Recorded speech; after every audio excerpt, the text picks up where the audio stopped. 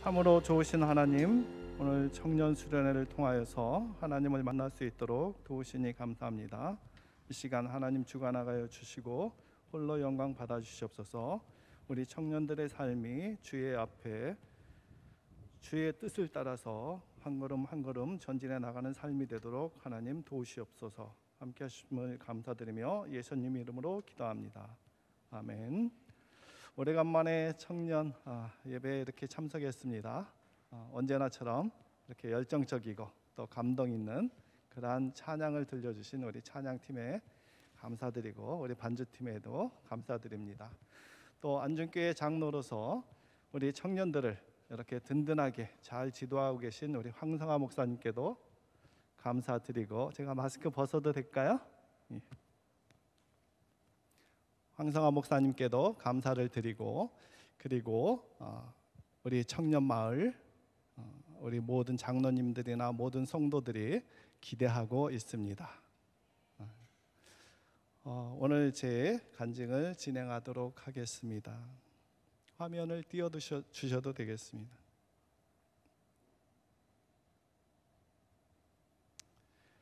내가 지금까지 지내온 것은 주의 은혜라, 주의 은혜라. 지금까지 지내온 것은, 내가 이 자리에 서 있는 것은 주의 은혜라, 주의 은혜라. 이 자리에 서 있는 것은 주의 은혜라, 주의 은혜라. 이 자리에 서 있는 것은 주의 은혜라, 주의 은혜라. 하나님의 자녀된 것은. 아멘. 저희 고향은 안중입니다. 제가 태어날 때 저희 할아버지, 할머니, 어머니, 아버지는 교회에 출석하고 계셨습니다.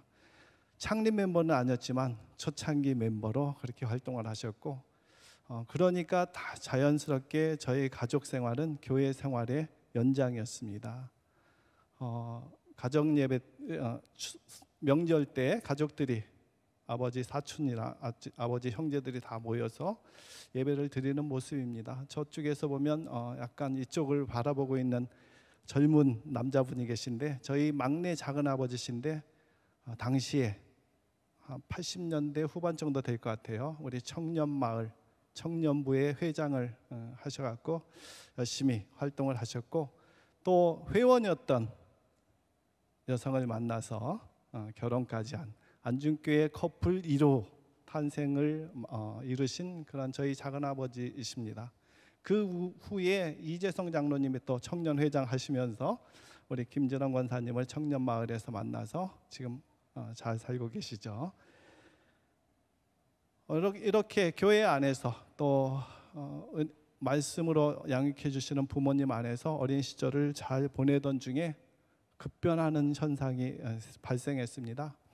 아버님이 사업 관계상 강릉으로 이사를 하게 됐습니다. 그래서 초등학교 6학년 때 강릉으로 전학을 가게 돼서 거기에서 이제 쭉 청소년기를 보냈습니다. 전학을 해보신 분들은 이해를 하실 텐데 굉장히 낯섭니다. 뭐 말도 낯설고 또 지역도 낯설고 만나는 사람은 당연히 낯설겠죠. 그런데 그 당시에 제가 아버지께서 주일학교에 이렇게 바로 주일 예배 참석시켜 주셨는데, 같은 학년의 우리 친구들이 굉장히 따뜻하게 맞아줬어요. 그래서 학교에서도 쉬는 시간만 되면 저한테 와서 말을 걸어주고 친구들 소개시켜주고 해서 바로 적응할 수 있었던 그런 시기였습니다. 중학교 때부터는 저의 생활은 학교, 교회, 집 이것밖에 없었습니다. 학교 가기 전에 교회 들려서 기도하고 가고, 학교 끝나면 다시 교회에 와서 기도하고, 그때 기도 왔던 친구들하고 같이 찬양하고 또 말씀도 나누고 놀기도 하고, 그렇게 생활을 보냈습니다. 중학교 때 성경 읽기 그 대회가 성경 통독 대회가 있었는데 어느 날 보니까 저는 계속 방바닥에 누워서 하는 숙제는 뒷전이고 성경을 열심히 읽고 있더라고요. 근데 아버님께서 지나가시면서 보시더니까 너 왜 공부 안 하고 성경만 읽냐 이렇게 말씀하시지 않고 훌륭한데 이렇게 칭찬을 또 해주셔갖고 굉장히 열심히 신앙생활을 했던 것 같아요. 그리고 중학교 때 다행히 중등부 회장을 이렇게 친구들이 뽑아줘서 교회에서 중등부 회장을 하는데, 그 당시에는 이제 학생들이 자치적으로 활동을 많이 했어요. 그래서 어떤 찬양대회나 연극대회나 아니면 야유회나 수련회도 우리 학생들이 같이 다 추진을 했는데, 그러한 모든 과정, 중고등학교 때 교회 생활을 하면서 굉장히 저 자신이 갖고 있던 내가 몰랐던 달란트를 막 개발이 되었던 그런 시기라고 생각합니다. 그것을 나중에 이제 청년이 되어서 또 성인이 되어서 다시 그대로 다 사용하게 되더라고요. 어쨌든 굉장히 열심히 신앙생활을 했습니다. 제가 생각해도 정말 제가 60 이제 하나인데 이 60평생을 살면서 가장 예수님과 많은 시간을 보냈던 시기가 바로 중고등학교 시절이었다고 생각합니다. 밑에 사진에 보면 이제 요즘 사진이 있는데, 한 3년 전에 우리 친구들 교회 중고등부를 같이 교회에서 다녔던 친구들하고 한 40년 만에 다시 1박 수련회를 리조트에서 같이 했습니다. 그때 13명 정도 친구들, 저긴 남자만인데 여학생들도 한 5명 있었어요. 근데 그 친구들하고 지나온 삶을 이야기하면서 대부분 다 신앙을 잘 지키고 있어가지고 굉장히 감사했고, 그 중에는 목사님도 한 분 계시고 사모님이 2분 계시고 그리고 장로가 2명이 있고, 다들 각자 나름대로 신앙을 잘 유지하고 있어서 굉장히 뜻깊었던 그런 시기였습니다. 대학을 갔습니다. 저는 이제 제가 대학을 입학했을 때 교회 어른들은 역시 교회 생활을 열심히 하니까 대학도 척척 잘 붙는구나. 제가 서울에 있는 대학을 간 건 아닌데 강원대를 갔습니다. 제가 갈 때만 해도 강원대는 그렇게 쉽게 갈 수 있는 대학은 아니었어요. 그런데 교회 생활을 좀 열심히 안 한 친구들은 1차에 다 떨어지고, 우연인지 아니면 어떤 건지 모르겠지만 저는 합격을 바로 했어요. 그래서 어른들이 야, 너를 보면 은혜가 된다. 우리 자식들도 교회 생활을 열심히 해서 너처럼 바로 한 번에 합격했으면 좋겠다 라는 그런 격려의 말씀을 또 해주시더라고요. 대학 가서 제가 제일 처음에 어떤 동아리를 들어갈까 고민하다가 학교 합창단에 한번 가입하고 싶더라고요. 그런데 여기는 오디션을 봐야 돼요. 그리고 대학교에 가면 음악과 학생들도 많이 있잖아요. 음악과 학생들도 오디션을 보고 합격해야지 할 수 있는 합창단인데, 제가 고등부 때 찬양대를 열심히 해가지고 응시를 했는데 단번에 합격이 또 되더라고요. 이때부터 저는 막 자부심이 막 생기고 제 자존감이 막 높아지기 시작했어요. 공부도 그렇게 열심히 하지 않은 것 같은데 4년 동안 장학금을 100% 다 전액 받게 해주고, 또 3학년 때는 그냥 한번 시험 봐야지 꼭 하겠다는 생각은 없고 한번 어떤가 한번 나를 테스트하는 의미로 한번 시험 봐야지 하고 학군단 ROTC 시험을 봤는데 바로 또 합격을 했어요. 그때부터 저는 이제 교만해지기 시작했습니다. 이게 내심으로 생각만 하면 잘 되는 거구나 하고 교만이 싹 트기 시작했습니다. 이때부터 이제 저의 신앙에는 문제가 생기기 시작했습니다. 지금 되돌아보니까 무너지가 않아요. 그래서 이제 시내 나가서 예배를 드려야겠다 하고 시내 한번 나갔는데, 그것이 바로 하와가 먹은 사과와 같은 그러한 역할을 했어요. 시내 한번 나가니까 놀기 참 좋잖아요. 장교라서 주말에는 외출내박이 좀 자유로웠거든요. 그러면서 이제 신앙을 막 깎아먹고 주일인데도 빠지고 놀기에 바쁘고 그런 좀 완전 방탕은 아니지만 그런 좀 허송 세월을 보냈습니다. 그런데 하나님께서는 저를 사랑하셔서 그렇게 내 마음대로 하도록 내버려 두시지 않고 경고를 하시기 시작했어요. 제대 1년 남겨놓고 축구 시합을 하는데 그만 상대가 제 발을 차서 발이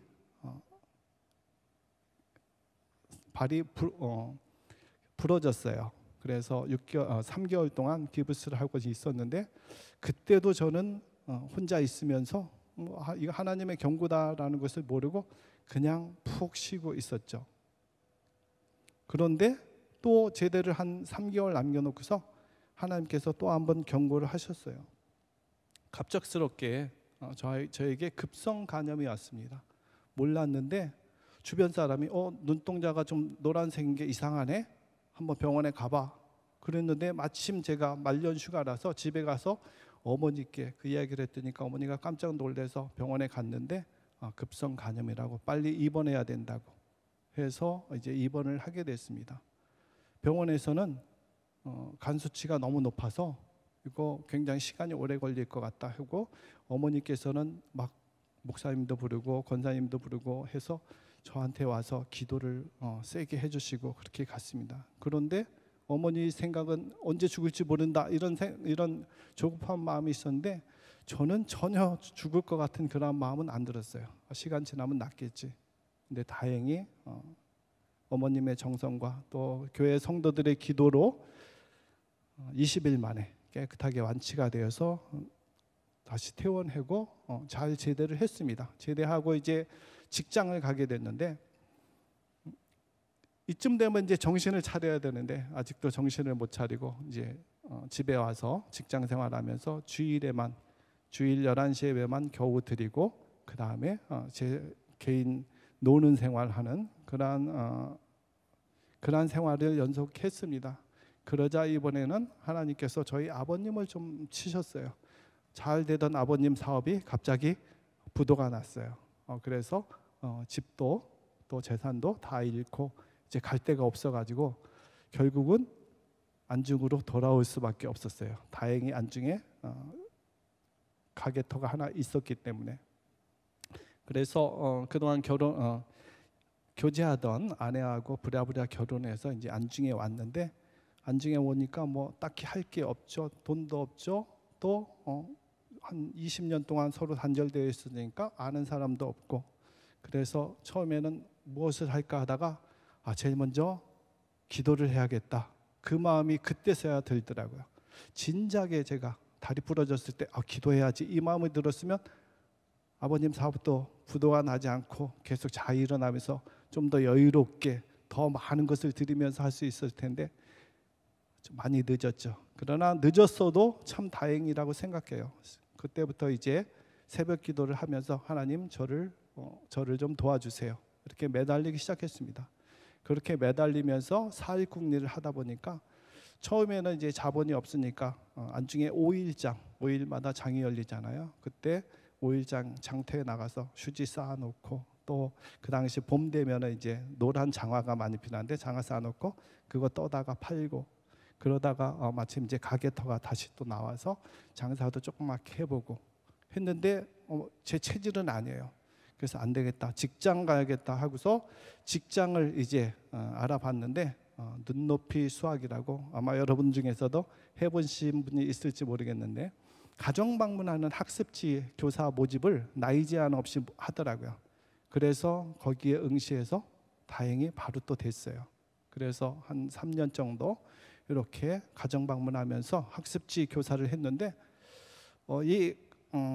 눈높이 교사를 하게 되면 집에 가서 초인종을 눌러요. 그러면 안에서 어머니가 누구세요 하면 네 눈높이 선생님입니다 라고 대답을 하면 이제 문을 열어주셔요. 3년 동안은 아무 생각 없이 눈높이 선생님입니다 이렇게 이야기를 했는데 3년 정도 지나면서 갑자기 야, 나 진짜 선생님 하고 싶은데 이런 마음이 막 드는 거예요. 그렇게 막 6개월 동안 그 생각이 떠나지 않아요.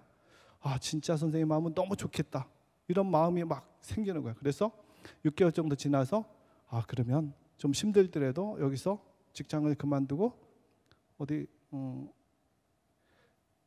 초등학교 선생님 되는 대학에 가서 그러면 내가 다시 공부를 해서 초등학교 선생님 해야지 막 이런 결심을 할 그 순간이었는데 우리 이재성 장로님께서 그 당시에 이제 안중 중고등학교 행정실에서 근무했는데 저희 아내에게 와서 혹시 전자 교사 자격증 있는 사람 아는 사람 있으면 좀 소개시켜 달라고 이렇게 저한테 전해주라고 그렇게 얘기를 했대요.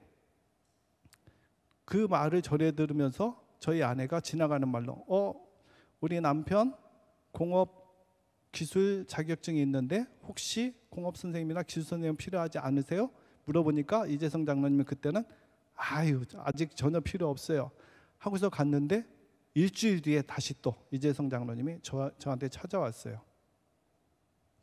그때는 제가 집사였습니다. 집사님 빨리 이력서 써갖고 학교 행정실로 갖고 오세요.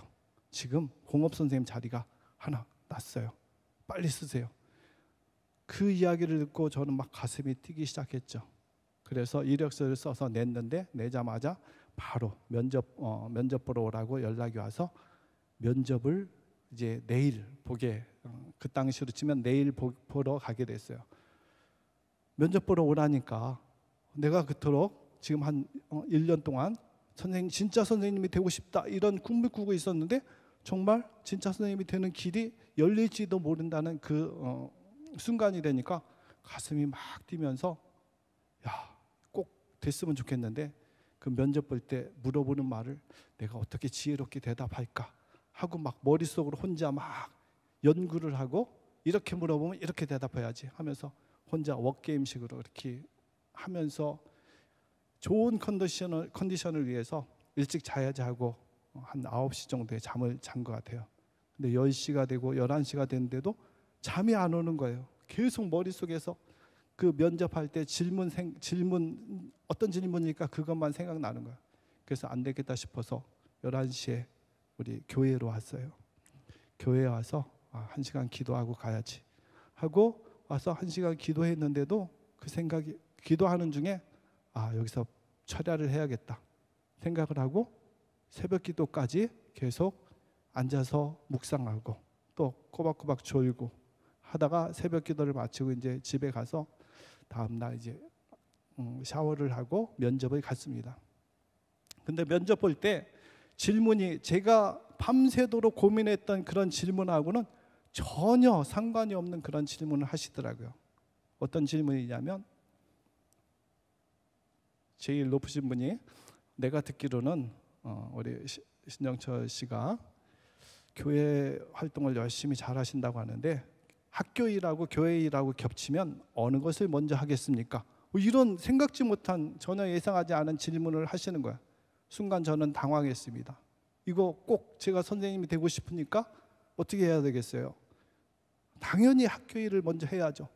이렇게 머릿속에서는 그렇게 생각을 하고 있는데 제 입에서는 그 말이 안 나가고 저에게 있어서 교회는 아주 소중합니다. 정말 학교 일이 사람의 생명이 왔다 갔다 하는 위급한 일이면 모르지만 저는 교회 일을 먼저 택하겠습니다. 그렇게 얘기하고 나서 틀렸다 이렇게 혼자 속으로 생각했어요. 그런데 그 높으신 분이 솔직한 답변 고맙다고 그러면서 다음 주부터 바로 출근하라고 그 자리에서 이제 바로 합격 통지를 해주시더라고요. 그 소식을 듣고 저는 너무 기뻐서 이 소식을 누구한테 제일 먼저 전할까 고민하다가 바로 교회로 와서 그 당시 그때도 사택이 뒤에 있었는데 사택에 가서 문을 두드리고 담임 목사님께 제일 먼저 알려드렸어요. 목사님 저한테 너무 기쁜 일이 생겼습니다. 제가 중학교 선생님이 합격했습니다. 이렇게 하자 목사님이 저보다 더 기뻐하시면서 그래 잘 됐어. 신집사는 선생님 스타일이야. 제대로 찾았어 하면서 기뻐하시면서 축복 기도를 또 해주시더라고요. 그래서 이제 다음 날 출근하게 됐습니다. 출근하면서 저는 생각을 했죠.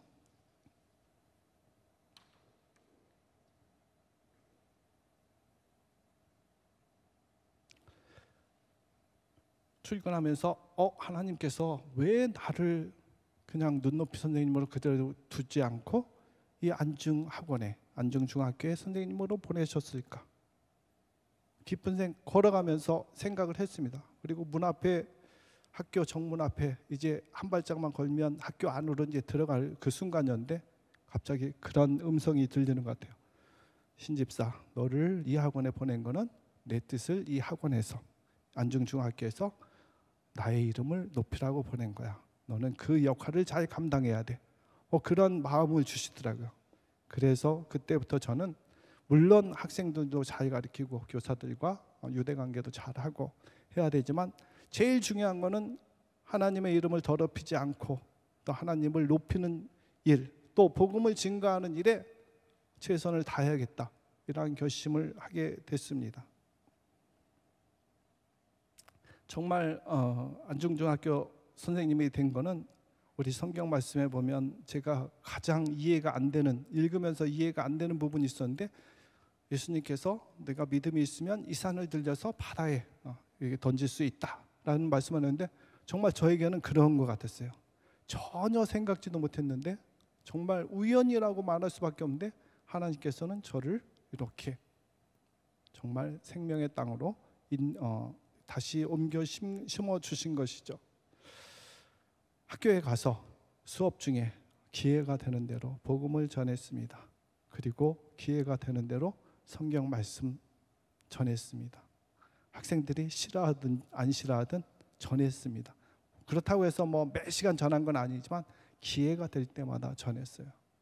제가 고등학교 때 교회 다니는 선생님이 한 분 계셨었는데 이분은 지나가는 말로, 야, 요즘 그 종교 중에 가서 예배 드리고 제가 죄인입니다, 저를 용서해 주세요, 이렇게 하는 종교가 있다면서, 야, 그거 좋은 것 같아. 이렇게 그때 그 고등학교 때 선생님이 얘기해 주는데 교회 다니는 저는 굉장히 고약이 됐어요. 기독교를 참 좋게 생각해 주시는구나. 그 마음이 저한테 그대로 전달돼서 제가 교회를 좋게 이야기할 때 제 이 말을 듣는 제 수업에 참여하는 학생들 중에 교회 다니는 학생들이 좀 마음이 고양이 돼서 더 믿음을 더 돈독하게 세워야지, 이런 마음이 들기를 간구하는 그런 마음도 있었고, 또 믿지 않는, 신앙이 없는 아이들에게는 교회 한번 가볼까 하는 그런 마음이 들기를 바라는 그런 마음으로 했습니다. 또 전도도 했습니다. 제가 담임을 할 때는 저희 반에 한 30명 정도 학생이 있으면 그 중에 3분의 2, 한 20명 정도는 교회를 다 다녔어요. 우리 교회도 한 15명 나오고 다른 교회는 5명 정도 가고, 정말 보람이 있더라고요. 그 친구들이 이제 중학교를 졸업하고 고등학교 올라가서는 대부분 다 교회를 안 나오지만, 그러나 중학교 때 그 심겨진 말씀이 성년이 되어서는 다시 또 싹이 나고 열매가 맺히리라고 생각을 합니다. 또 기독 학생회도 조직을 했어요. 그 전에 없었는데 교장선생님한테 말씀드려가지고 제가 기독 학생회를 조직을 해주면 제가 학생들을 참 선하게 잘 인도해 보겠습니다 했으니까 허락을 해주셔갖고 했는데 한 2년 정도 했고, 우리 교회에 와서도 일주일에 한 번씩 와서 예배도 찬양도 같이 하고, 또 교회로 못 올 때는 우리 교회 전도사님들하고 악기 갖고 가갖고 학교에서 막 찬양하면서 하기도 하고 했는데, 안타깝게도 기독 학생회는 2년밖에 못했어요. 저희 제일 높으신 분이 좀 종교 색채는 좀 없었으면 좋겠다 해서 안타깝게 2년 만에 해체가 됐는데, 그래도 2년 동안이라도 이렇게 기독 학생회 활동을 공식적으로 할 수 있었던 것에 대해서 감사를 드립니다. 하나 예를 더 들면 저희는 이제 시무식이 있어요. 그래서 시무식 하면 전 교직원들이 다 모여서 이제 같이 이제 행사를 하는데, 어느 날 저희 제일 높으신 분이 마이크를, 자기가 이제 덕담을 하시고 나서, 자, 선생님들하고 교직원들 한 분씩 나와서 새해 덕담을 좀 해주세요 했는데, 다들 대부분은 다 새해 복 많이 받으세요, 건강하세요, 이런 말을 하는데, 제 차례가 됐는데 저는 갑자기 제가 급식 시간에 하는 기도를 그때 하고 싶더라고요. 그래서 선생님들에게 저는 덕담으로 제가 급식 시간에 혼자 하는 기도를 하겠습니다. 여러분들 많이 궁금하셨죠? 제가 이런 기도를 합니다 하면서 기도를 했습니다. 하나님, 우리 학생들 건강하게 지켜주세요. 우리 선생님들, 교직원들 행복하게 지켜주세요. 우리 안중 중고등학교 학원 든든하게 지켜주세요. 예수님 이름으로 기도합니다. 아멘. 이렇게 했는데 좀 미안하기도 하면서 굉장히 제 자신은 뿌듯하더라고요. 근데 시문식 끝나고 나서 교회 다니는 선생님들이 저한테 다 와서 역시 훌륭하다고, 많이 고향이 된다고, 나도 기독교인이라는 것을 이제 숨기지 않고 떳떳하게 자랑스럽게 이야기하겠다고 해서 굉장히 큰 보람이 됐습니다. 제가 담임할 때 정말 어려운 학생이 하나 있었습니다. 그 어려운 학생은 초등학교 다닐 때부터 굉장히 사연이 많았어요. 자기보다 나이 어린 학생들 때리고 돈 뺏고 또 이렇게 차에도 막 방화를 하고 이렇게 굉장히 어려운 학생이 있어갖고 굉장히 부담스러웠는데, 다행히 저하고 계속 이렇게 담임하고 제자의 관계를 하면서 선도가 잘 되어서 그 학생이 이제 나중에는 친구들의 따돌림을 받다 2학기 때는 부반장이 된 그러한 사례가 있었어요. 제가 이 좋은 사례를 그냥 혼자 생각하고 그냥 지나버리긴 아쉬워서 글을 썼어요. 수기를 써가지고 이렇게 제출을 했는데 그 수기가 다행히 당첨이 돼가지고 그게 세상에 이제 알려졌어요. 그러자 신문사에서 막 연락이 와서 이거 좋은 신문 기사인데 스승의 날을 맞이해서 신문 기사로 내도 되겠냐? 저는 땡큐죠. 감사하죠. 예, 좋습니다. 했더니까 신문에 났더니까 이제 잡지사에서 연락 오고 방송국에서 막 연락이 오더라고요. 그래서 이제 방송국에 출연하게 됐어요. 집에서 출발을 해서 이제 방송국으로 가는 길에 갑자기 하나님이 시골의 작은 시골 마을의 평범한 교사를 전국적으로 나가는 방송에 이렇게 출연을 시켜준 이유는 무엇일까? 정말 너무 황송하고 감사하고 한데, 나도 그러면 하나님을 높여드려야 되는데 나를 높여주신 하나님을 어떻게 높일까? 이왕이면 방송에서 높였으면 좋겠다, 이런 마음이 막 들더라고요. 그래서 우리 생방송이었는데 생방송이어도 바로 그냥 그 자리에서 다 하지 않고 미리 시나리오를 맞춰봅니다. 그래서 그 시나리오 순서대로 이렇게 진행을 하는 거죠. 대본만 안 보고 할 뿐이지 계획된 대로 이렇게 진행이 됩니다. 근데 그 계획된 데에서는 어떻게 하나님을 증거할 기회가 없었어요.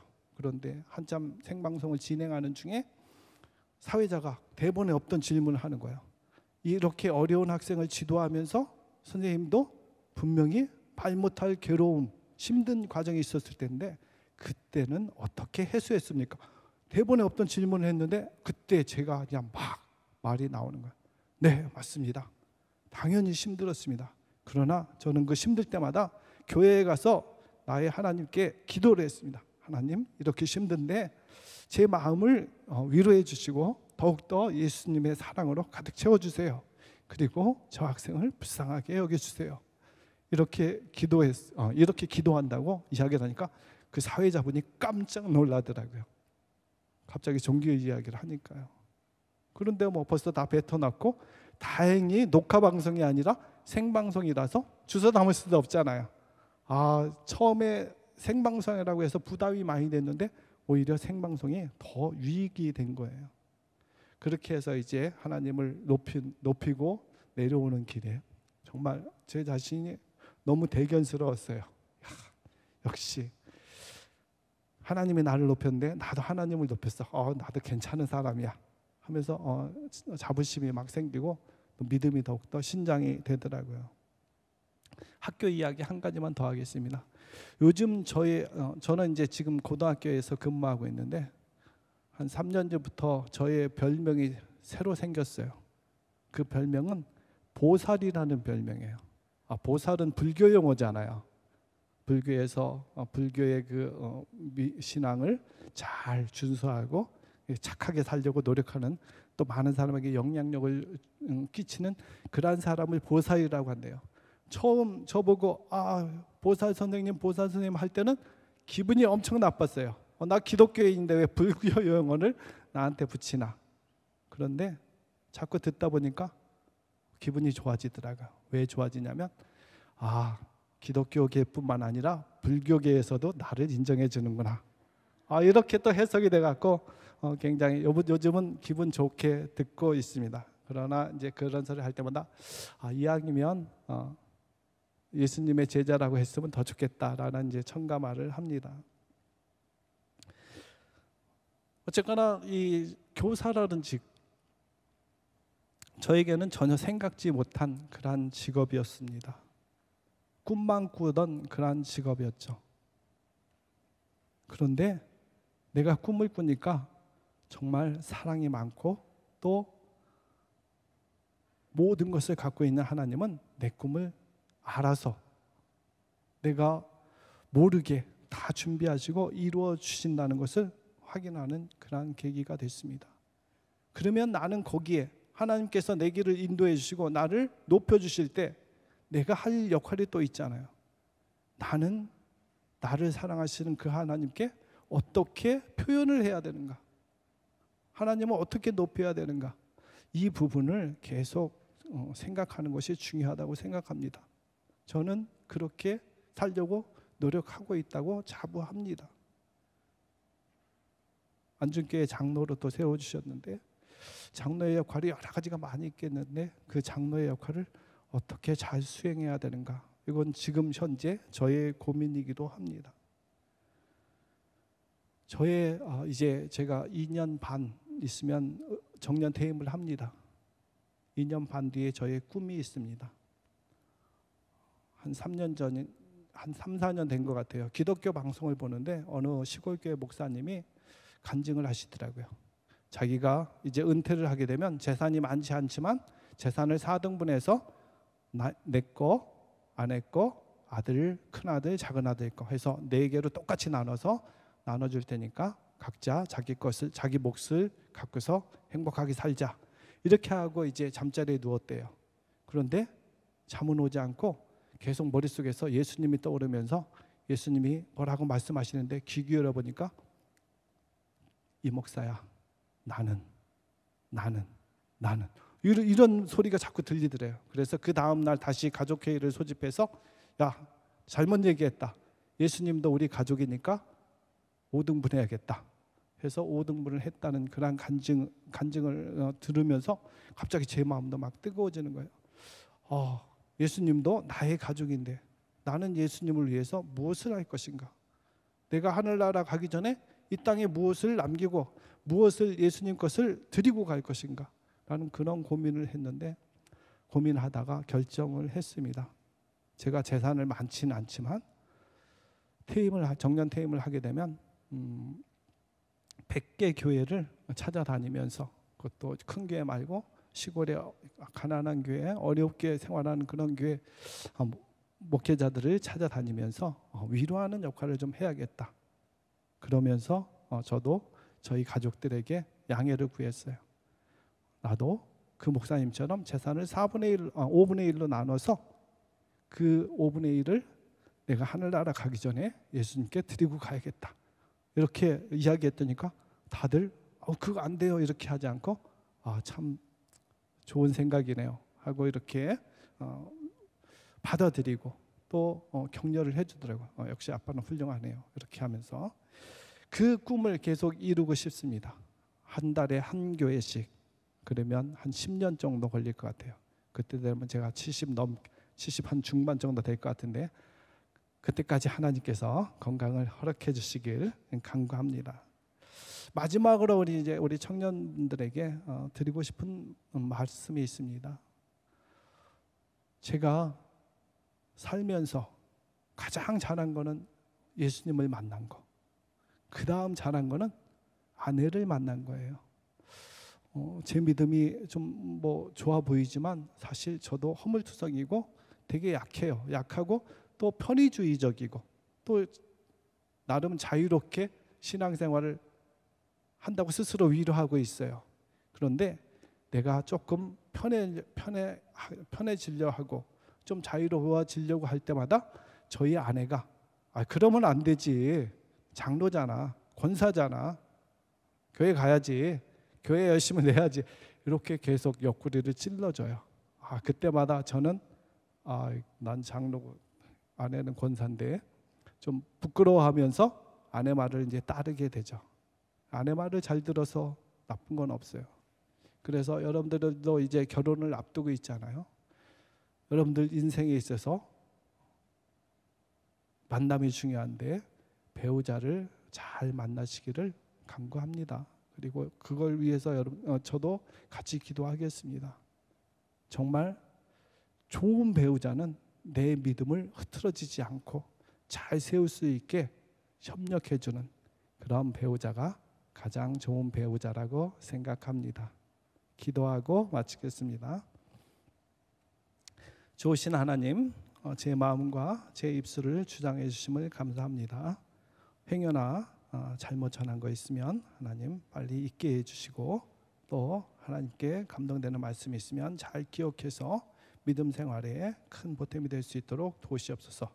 우리 청년들의 삶을 하나님께서 일일이 다 헤아려 주시고 선하게 인도하실 줄 믿사오며 예수님 이름으로 기도합니다.